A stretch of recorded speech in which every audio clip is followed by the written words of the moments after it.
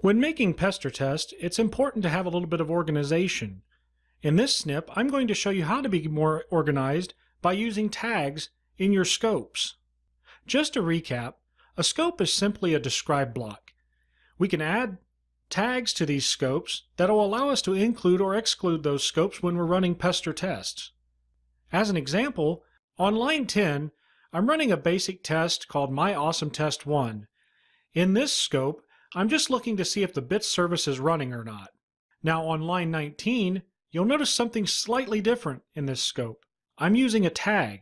Again, the code is doing the same thing as it was doing before. It's just getting the bit status of whether it's running or not on my system. You'll see why that tag is important in the next script. Here's the contents of my Pester test that I'm going to run in this demo. In my Pester test, you'll notice that I have 3 scopes defined: myAwesomeTest1, myAwesomeTest2, and myAwesomeTest3. Now, for my tag, I chose to abbreviate each of those scopes by just calling them MAT 1, 2, and 3.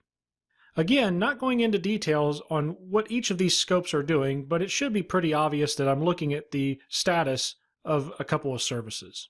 Now, let's go see how we can run individual tests by using the invoke Pester commandlet. Let's start by just using invoke Pester and calling our script by itself. Now, as you can see, I've got 1 failure and 2 passing tests. By default, Pester will run every single test listed in the test file, regardless if it has a tag or not.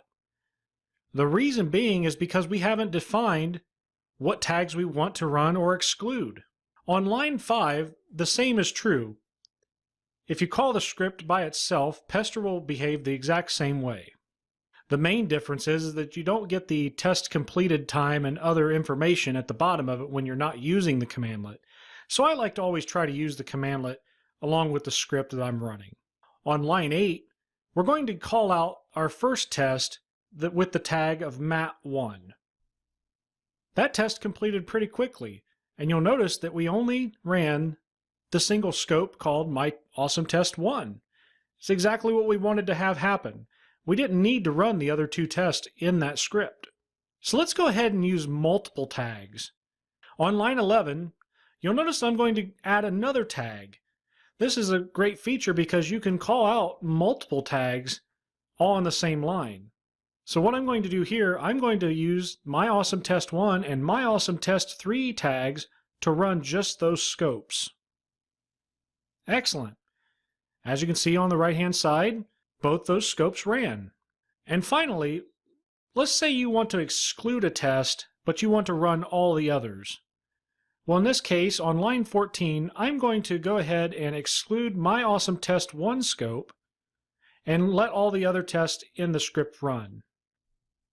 And as you can see, all the other tests ran except myAwesomeTest1. And that's it. That's all there is to using tags in Pester.